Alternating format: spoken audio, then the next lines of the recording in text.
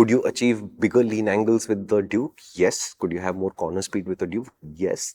But will you be out on a highway, find a corner and say, yeah, man, this adventure, I'm not enjoying myself? No, I don't think you are. When you see a corner, will you light up a bit? Yeah. Sorted. That's why I selected Anuskura. Like, there are other ghats where you do one ghat and you're done and you're out on the highway, right? This is 3 ridges to cross, so you have the ghats keep coming back. To the point where I was at the Shell on the other side, and from there I had a choice of coming back via Lonavala Saturday afternoon or going via Tamini. Suspension. So the suspension is adjustable, and KTM always gives you 3 settings. They did it for the Duke, they've done it for this. There's a comfort setting, there is a middle setting, and there's a sport setting. I tried all 3. It is not going to feel as plush as the Himalayan.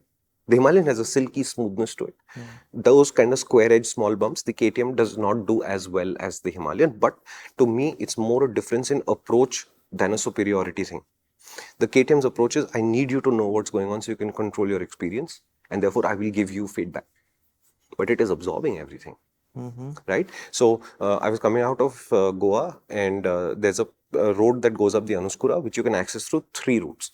The first one is Kharepatan, which is the longest of these detours.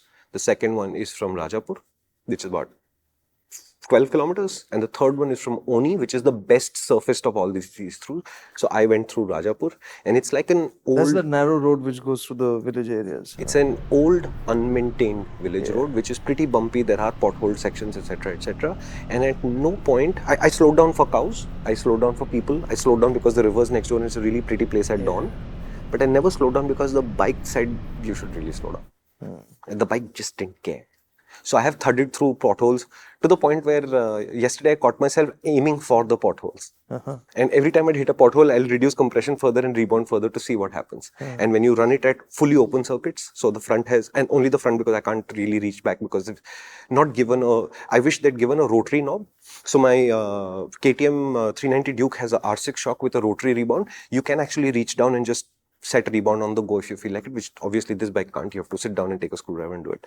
But when I opened the circuits fully, then finally the motorcycle was like, what the hell are you doing? And it made some nasty noises and it felt bad.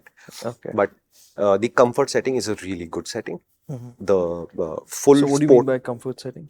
Basically, you back off the compression and preload by a known amount. Which they have shared? Which they have shared. It's on your airbox cover. It's not an airbox cover actually. It's the cover. It's a very neat underseat area. And there's a plastic cover that covers the fuses and all of that stuff. On top of which is a big white sticker that says, here's your preload. Superb. Yeah. It was also there on the Duke. I'll put up the picture of the sticker. And you basically do that many clicks. And you find 3 good settings. And you can fine tune further if you like.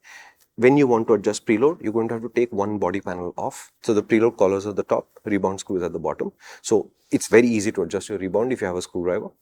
But if you want to adjust your preload, which you should set sag on a motorcycle with this much travel and this much compliance. It will help you. If you want to do that, you're going to have to remove the side panel.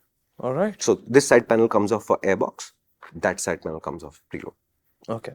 So the really good suspension. So the last thing for me is Anuskura. I didn't suffer. The tires are grippy. You're going to ask me about the axial brakes. I don't care. These are good brakes. So the brakes worked. The tires worked. This is still a lightweight, pointy motorcycle that goes where you point it. Could you achieve bigger lean angles with the Duke? Yes. Could you have more corner speed with the Duke? Yes. But will you be out on a highway, find a corner and say, yeah, man, this adventure, I'm not enjoying myself? No, I don't think you are. When you see a corner, will you light up a bit? Yeah. Sorted. That's why I selected Anuskura. Like, there are other ghats where you do one ghat and you're done and you're out on the highway, right? This is 3 ridges to cross, so you have the ghats keep coming back. To the point where I was at the Shell on the other side, and from there I had a choice of coming back via Lonavala Saturday afternoon or going via Tamini.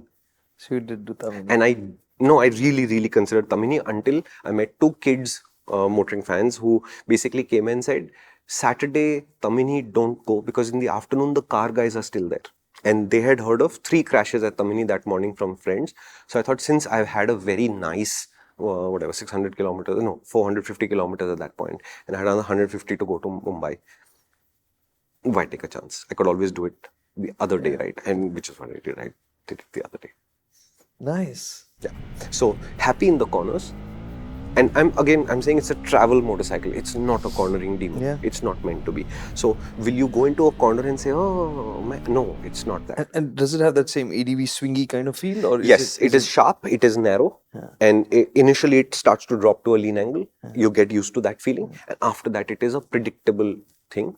But the first time you ride it, it will feel like it's like take a scale, like a ruler, take a scale and do that. It has that kind of weightless Okay. initial, and then it stabilizes a little bit. Okay. It's nice. Heavy lean angles, they will feel like it. Remember, when you sit tall, your lean angles feel exaggerated. Are you leaning all that much over? No, you won't be. But is there any restriction as to how far you can lean over? Honestly, no.